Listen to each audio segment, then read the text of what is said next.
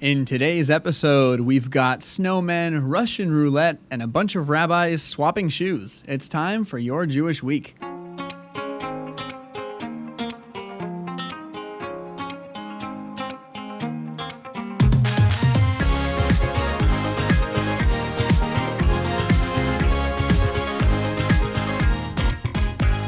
Hey everyone, welcome to Your Jewish Week, the podcast for everything Jewish in the week ahead.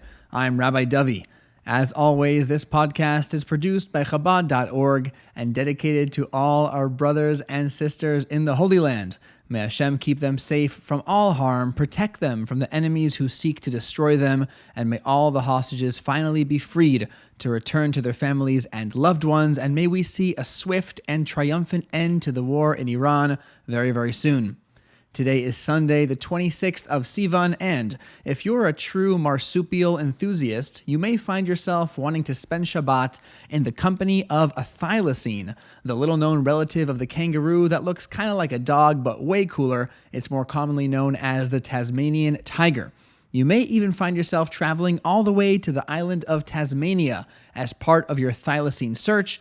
If you've already done this, I regret to inform you that thylacines have been extinct since 1936, specifically September 7th, 1936, a date which will live in infamy, and thus your chances of finding one are, sadly, pretty slim. What you can find, pretty quickly and easily in fact, is Shabbat candlelighting times for your location. Just hop on to Chabad.org/times. In Hobart, Tasmania, for instance, candlelighting time is going to come in at 4:27 p.m., which is pretty much right after you wake up, so I don't know how they handle it down there. Once again, that location was suggested by a listener, so if you'd like to suggest a location for us to give Shabbat times for next week, feel free to let us know in the comments. Starting us off, as always, with the weekly Torah portion, this week we've got quite a dramatic one, Parshas Korach. We open on a man named Korach, a distinguished and very respected Jew from a prominent Levite family. In fact, he's Moshe's cousin, the son of his father's younger brother. Korach is one of these guys who has it all. He's learned, he's a member of the Levite elite, and on top of all that, the Talmud tells us that he was ridiculously wealthy, one of the wealthiest people to ever live. The source of his wealth is actually a fascinating tangent. I'll attach a link in the show notes to the original source. You can check it out for yourself. Unfortunately, Korach still wasn't happy with the situation, and for that reason and several others, he mounted an insurrection against Moshe, which we'll describe in Sunday's reading. Korach's main complaint was that Moshe had appointed his brother Aaron as the high priest, which struck Korach as unfair. As a Levite, he felt that he should have gotten a shot at the position. Just as a note before we go on, there's a ton in the Hasidic literature about Korach and his deeper motives. Sometimes the antagonists in the Torah are like authentic scumbags. For example, Dasan and Aviram, the famous troublemakers who actually joined up with Korach just to take a stab at Moshe. But Korach wasn't like that. He was a legitimately righteous and holy guy, and he's still spoken of with reverence. One Hasidic master would refer to him as the holy grandfather Korach, so that should tell you something. I'll attach a link to an article exploring some of Korach's more profound philosophical motives, and of course it's written by Tzvi Friedman, so you know it'll be a ton of fun. That guy is a national treasure.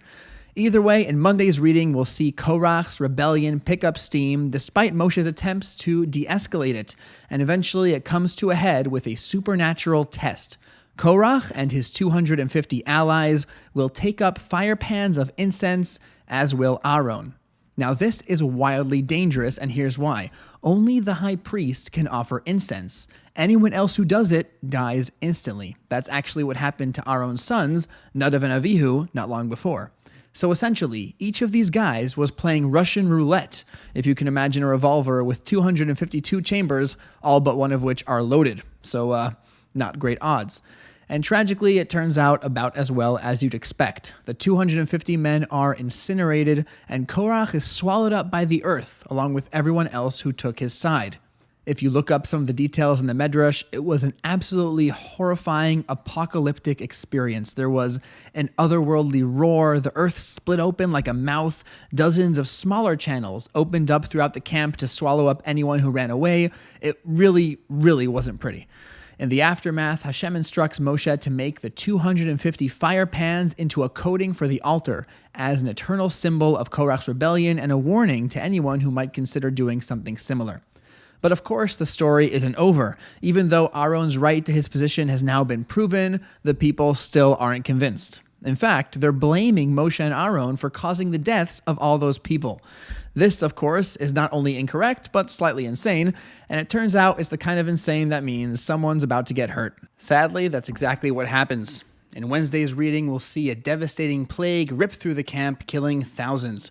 It only stops when Aaron intercedes by offering incense, standing between the dead and the living and halting the destruction. To prove Aaron's right to the high priesthood once and for all, Hashem sets up a final test. Each leader of the 12 tribes hands in his staff, along with Aaron's staff, representing the tribe of Levi. The staffs are to be labeled by name and left overnight inside the Mishkan. The next day, Aaron's staff is found to have miraculously sprouted almond blossoms and nuts. There's a lot of subliminal messaging in that. You could check out the commentaries for the full explanation, but the bottom line is that Aaron's role as high priest is now without question. The sprouty staff is left in the Mishkan forever, again, as a kind of symbol. The rest of the portion, Friday and Shabbat's reading, gives us some more laws about the Kohanim and the Levites, their role in guarding the Mishkan, the special gifts they're entitled to, and so on. Parshas Korach contains 95 verses, with the Parsha key being the name Daniel. As always, check out the link in the show notes for more insight into this week's key. In the weekly Tanya, we've hit a section of Sha'ar HaYichud V'Ha'emunah that might as well have been designed to make my job harder because it's so sophisticated and rich that trying to cram it into a couple minutes is like that guy on every flight ever who seems to be convinced that his life-size statue of Abraham Lincoln can somehow fit into the overhead compartment, but of course it can't, and something's bound to snap, either the statue or the compartment or all the other passengers. But like that guy, I'm still going to give it a shot. Partly because that's what I do here, and partly because, like that guy, I'm not very bright. So here goes. In the past few weeks, we've explained how all of existence is truly just Hashem. It's all one. And that means that the creation of the world made absolutely no change in him. As the verse says, I, Hashem, have not changed. So in Sunday's reading, the Alter Rebbe is going to address a particular challenge to this idea, and it goes like this. I'll grant you that the entire creation of the world is all a big hoax, so it makes no actual impact on Hashem. But he knows about it, doesn't he? Isn't that knowledge itself sort of a change in him? In other words, before we existed, there was nothing to know. And now that we exist, he knows us. So before he didn't, now he does. I call that a change. So to answer this, we're going to need to forget everything we know about knowing. Because it turns out that Hashem is Hashem, and we're a bunch of pink, hairless, monkey-looking things, so his ability to know stuff doesn't really work like ours does. And the Alter Rebbe is going to call in a guest from another segment of this podcast to help explain this a bit, none other than the Rambam, who gives a succinct, powerful take on how little we know about what Hashem knows. And if you're not confused yet, I'm happy to inform you that everything I just said was just Sunday's portion, and a teeny bit of Monday. Throughout the rest of the week, we're going to go really, really deep in the woods with this, and it's all building towards the same central point. Hashem is unimaginably, inconceivably, mind-meltingly beyond us. In a million years, we couldn't even begin to understand just how fantastically other he is. He's not just way beyond physical existence, like we said last week. He's beyond everything. He's beyond the very concept of will. He's beyond the concept of identity. The whole idea of Hashem having an emotion, having a personality, is unspeakably absurd. Whatever description you want to give him, the very fact that you can conceive of that description means it's automatically beneath him. And not a little beneath him, a lot beneath him, infinite orders of magnitude beneath him. In fact, his entire association with will, knowledge, emotion, identity, that's all limited to our perspective. The way Hashem sees it, from his end, all those characteristics are meaningless. Moving on to the daily Rambam before our heads explode, the 3-chapter and Sefer HaMitzvos tracks are picking up where we left off last week with the laws of a Nazir, continuing with that until Tuesday. We'll learn how long the standard Nazir term lasts, how it can be interrupted, such as if the Nazir violates one of his Nazirite restrictions, and the process of shaving and sacrifices that is done at the end of his term to formally remove his Nazir status. As an aside, in the modern day, it's still possible to become a Nazir, but being that the Holy Temple is not yet rebuilt, it's impossible to perform the ritual to end it, so you just stay a Nazir forever. That's why halachic authorities, including I've heard the Rebbe, though I've never verified it, highly recommend staying away from that.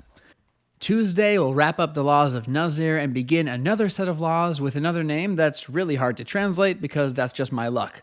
It's called Erchin, or Arachim, and it deals with a very specific type of pledge that works in a weird way.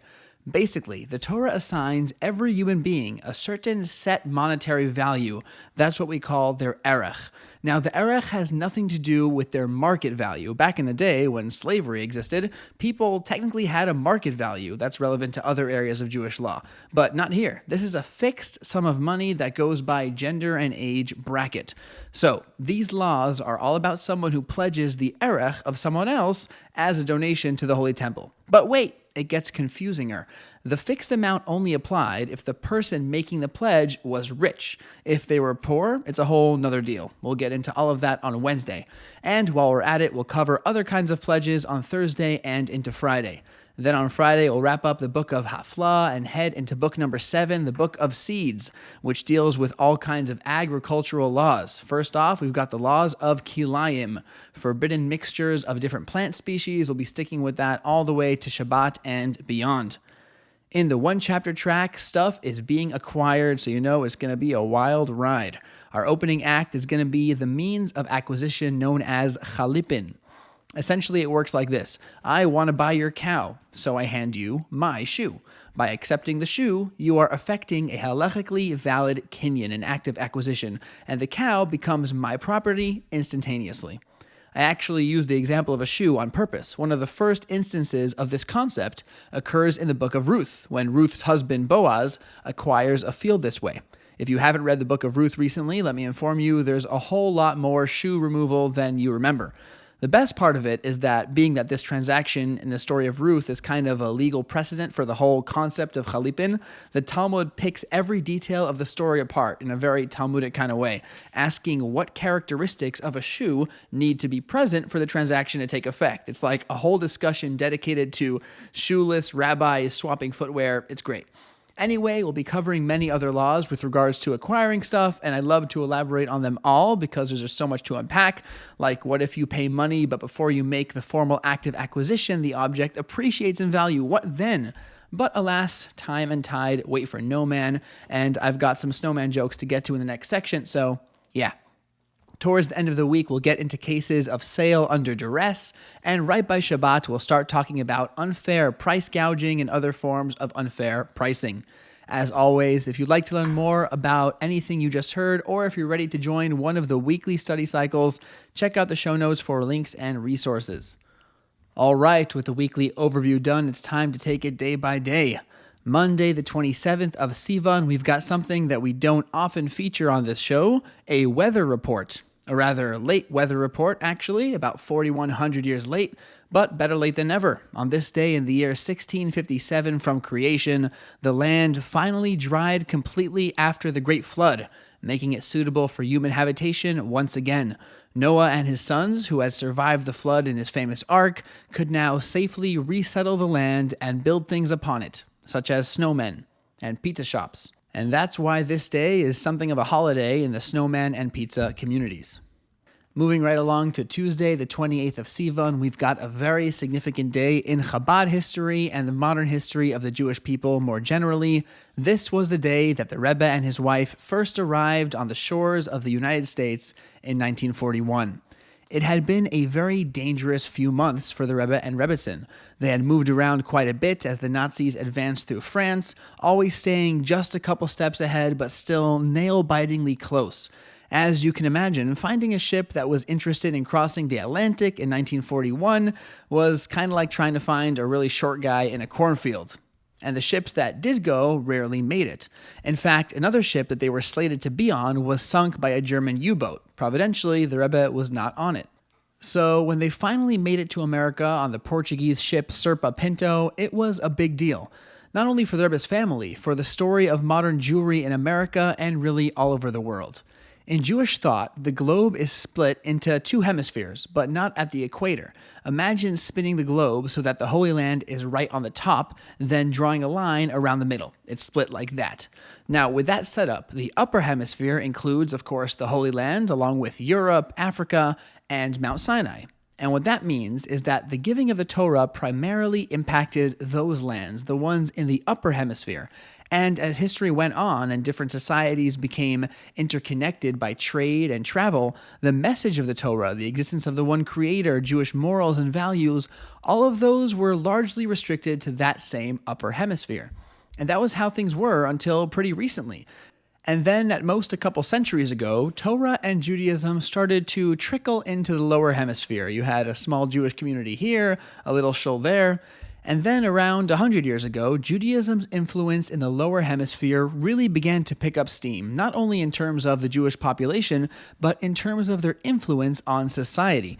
Within that context, there were two major historical events: the arrival of the previous Rebbe, which we covered a few months ago on the 9th of Adar, and the 28th of Sivan.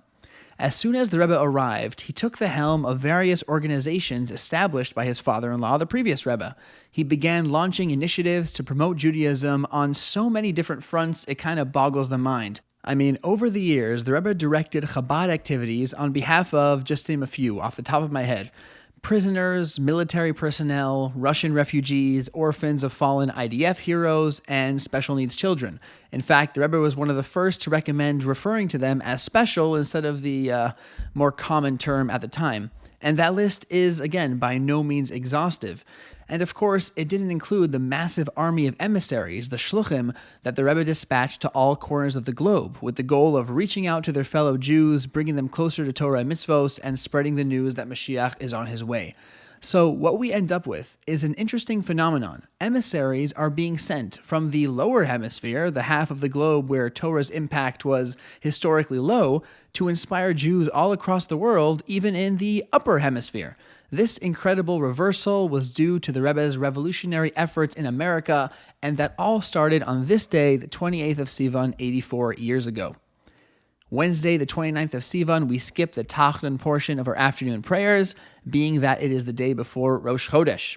Also, an interesting historical note, the 29th of Sivan is the day that Moshe sent off the spies to go scout out the land of Israel. We learned about that in last week's Torah portion. Unfortunately, it didn't go so well. Thursday and Friday are going to be the 30th of Sivan and the 1st of Tammuz, respectively. It's a double Rosh Chodesh. As mentioned in the past, Rosh Chodesh, the head of the month, can be 1 day or 2, depending on whether the outgoing month has 29 days or 30. Sivan, of course, has 30, so we've got 2 days. As always, Rosh Chodesh is marked with additional prayers, including Ya'aleh V'Yavo, Hallel, and Musaf, and generally it's a time to think about the month ahead and start it off on the right foot. In Jewish history, the second day of Rosh Chodesh, the 1st of Tammuz, is the birthday and yahrzeit of good old Grandpa Joe. I'm referring, of course, to Joseph, better known as Yosef, one of the 12 tribes, and statistically speaking, almost certainly everyone's grandfather somewhere along the line. Yosef was born in 1562 BCE in the city of Haran, which was one of the most immoral towns in the biblical world. It was like if Las Vegas had a baby with a sketchier, less classy Las Vegas. Despite the immoral surroundings, Yosef and his brothers grew up in an atmosphere of Torah and piety under the tutelage of their father Yaakov. When Yosef was a young boy, the family picked up and moved, mostly because his grandfather Lavan was a world-class jerk on a truly historic level. This was the kind of guy who would happily push you in front of a bus, and then after you got squished, he'd turn around and try to sell you an NFT. The family moved to Israel and settled in Hebron, but Yosef's idyllic new life, unfortunately, didn't last very long. He was sold into slavery by his brothers, taken to Egypt, purchased by an Egyptian nobleman, falsely accused and chucked in jail, and then perhaps worst of all, joined politics. But despite the harsh hand he had been dealt, Yosef remained a deeply committed Jew and just a plain old good human being, very sensitive to the needs of others. When he finally reunited with his brothers, he bore them no ill will for selling him, and they all became friends again, which is pretty remarkable. The Rebbe highlights one particular example of Yosef's character that my father loves to bring up in his speeches. I kind of grew up hearing it, and I think it's really powerful. The Torah relates that two of Pharaoh's servants, the butler and the baker, got thrown into jail together with Yosef. To be honest, jail might be a generous term. The Torah refers to it a couple times as a bor, which basically just means a pit, like a literal hole in the ground, so not a pleasant place. Either way, these two guys are in the pit with Yosef for quite a while, and one fine day, Yosef notices that they look particularly troubled. So he turns to them and he says, "Why are your faces so downcast today?" And to make a long story short, it turns out they've had some pretty troubling dreams. Yosef ends up interpreting the dreams, which leads to him eventually being called to interpret Pharaoh's dreams a couple years later, which leads to him becoming viceroy of the entire country, saving the whole region from famine and basically kicking off the history of the Jewish people. When you take a minute to think about this, it's pretty astounding. Yosef was the son of our forefather Yaakov, who, besides other things, was a tremendously wealthy man. He grew up in the lap of luxury, and more importantly, he grew up surrounded by Torah and holiness. And then, by no fault of his own, he's a slave, getting sold and resold over and over again like a 1980s Ford pickup truck, and just when it seems like he settled into some kind of a routine, he's slapped with a false accusation and thrown into a hole for the foreseeable future. I think it's important to remember, Yosef doesn't know how his own story ends.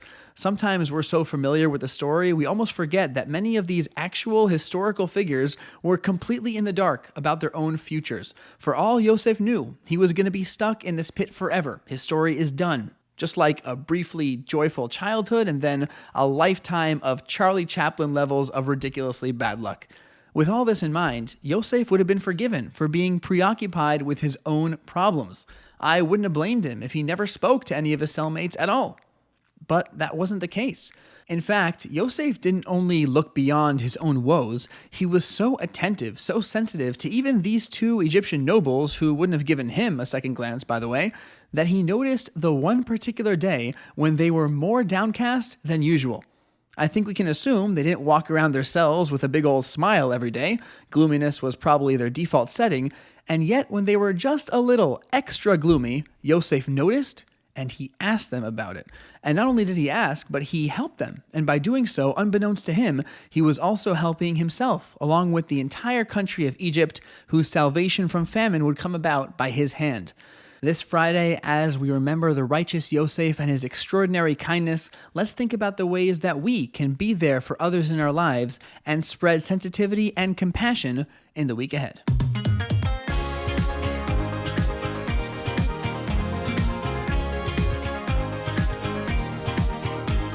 Your Jewish Week is produced by Chabad.org, written and recorded by me, Rabbi Dovi Paltiel. Theme music by Levi Gloshak.